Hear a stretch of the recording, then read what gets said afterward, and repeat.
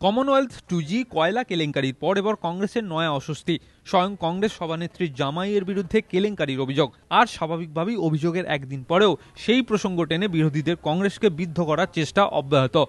कांग्रेस में एक नीति इख्तियार की गई है कि घोटाला चाहे कोई भी हो, आप डिनायबिलिटी का पल्लू पकड़िए और बार बार डिनाय करें, लेकिन ये भी सत्य है कि सच छुपाया नहीं जा सकता और सच अब मीडिया के माध्यम से देश की जनता के सामने आ रहा है।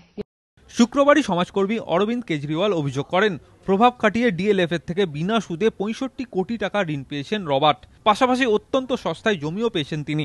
শনিবার সেই প্রসঙ্গে ফের কংগ্রেসের উদ্দেশ্যে তোপ দেখেছে বিজেপি। কেজরিওয়ালের অভিযোগ, বিকানেরের কোলায়েত জেলাতেও রবার্ট দুটি জমি কিনেছেন। জমি দুটি কেনা হয়েছিল রিয়েল আর্থ এস্টেট প্রাইভেট লিমিটেডের নামে, যে সংস্থার অধিকর্তা রবার্ট স্বয়ং। স্থানীয় বিজেপি বিধায়কের অভিযোগ, এই অভিযোগ প্রকাশ্যে আসার পরই সকলে তার ধামাচাপা দিতে উঠে পড়ে লেগেছেন।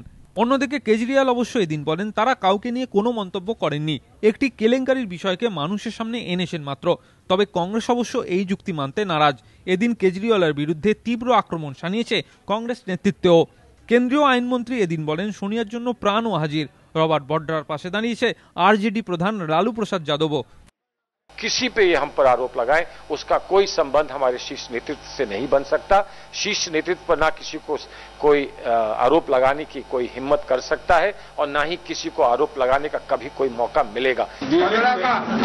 को धन संपत्ति नहीं है, हमें अपना धन तुमको दे देंगे तो तुम क्या करोगे?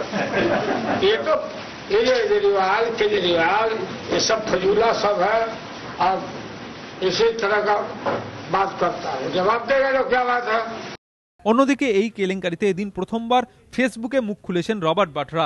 ব্যঙ্গের সুরে বলেছেন, আপনাদের চিন্তা ভাবনার জন্য ধন্যবাদ, আমি ভালো আছি আর সমস্ত নেতিবাচক বিষয়গুলোকে সামলে নেব।